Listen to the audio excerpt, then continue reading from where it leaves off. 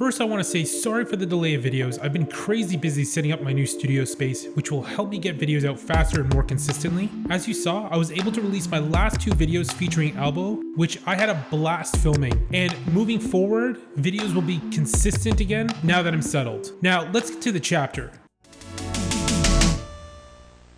Not gonna lie, I was pretty disappointed with this chapter. Ultra Instinct's sign, also known as Omen, is starting to look like another generic Super Saiyan transformation, which was something I didn't want to happen. If Goku is able to freely tap into this form at any given time, it renders all the other ones completely pointless. Now, I know currently in the sign form, it uses a lot of power and he can only hold it for so long, but once he masters this form, it won't matter anymore. I do like forms that have drawbacks though, as it makes fights a lot more interesting. This is why I always liked Super Saiyan 3, because it provided a massive boost but drained your ki significantly. Kaioken had the same issue. It was a huge power boost, but it caused significant damage to the user. I think I'm more disappointed how Dragon Ball Super was finally starting to break from the mold by allowing the Z Fighters to be useful again and having different enemies for them to fight. Then, one chapter later, Goku comes in and handles them all by himself, making everything they did pointless, and if Goku can just teleport around, what was the point? The fight itself versus Moro was okay, but it seemed odd that Goku can move fast enough to prevent energy absorption. It just didn't make much sense to me. Moro was absorbing everyone's power around him, and what made that interesting was how it completely prevented his enemies from simply beating him with just raw power.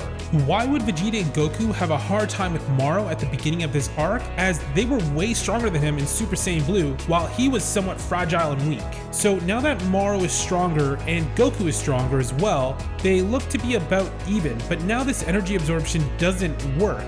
It kind of just feels like a retcon to me, and somewhat lazy writing just to have Goku actually have to try to do something that was different than just simply a power boost. Okay, I know I've spent a lot of time on the negative, so let's get to some of the interesting parts. We got to see Moro use some interesting magic techniques that suspend Goku, which was cool to see, as I didn't want Moro to simply just be a brute force villain. His magic is what makes him so much more dangerous to everyone else they fought before, other than maybe Majin Buu, because not only was he able to completely heal himself instantly, he could also use magic. Also, Vegeta's completely following the fight with no issue, despite how insanely far away from Earth he is. I know we got a taste of this from previous chapters, but we now know he completely can read people's power levels, at least powerful ones from that far away.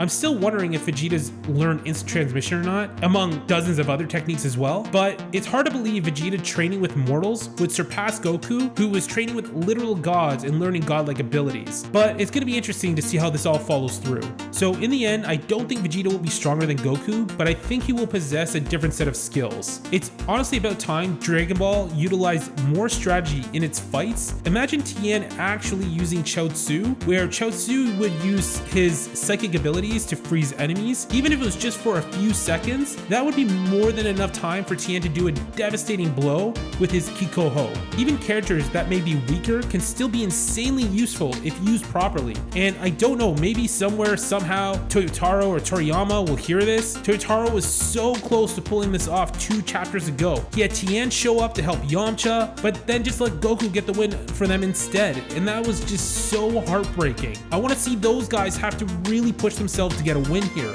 So my point of my rant there was that I think Vegeta is going to play an assist role to Goku against Moro. His new techniques and skills won't be useful enough to take Moro head on, and this will be Vegeta's biggest change, since Vegeta always wants to take enemies head on. We will see Vegeta grow as a fighter and instead play the role that is best suited for him, which will disarm Moro, allowing Goku to get the win in the end. Now, I'm not saying that's what I want to happen. I would love to see Vegeta get a win. I'd love to see any of the other Z Fighters get a win, but this is how I feel. I think it's going to be a team effort, but Goku will get the final blow. So let's see what chapter 60 will have to offer us. We got to see 7-3 for a moment, so this tells me he will still be serving a purpose moving forward, and maybe the Z Fighters still have a role to play in all of this. I know this video is a little different from my other videos, and I apologize, but as I mentioned, my studio setup is not complete yet, and so I had to get creative and resort to simply using just my microphone for this video. If you enjoyed the video, check out some of my other content. I just released several videos with Albo Bravo while I was in Japan, going over the Initial D anime and literally comparing real life to Initial D, which was tremendously amazing. So check those out. I'll put a link to those in the description here. Also, don't forget to hit the like button and consider sharing the video and let me know how you felt about this chapter.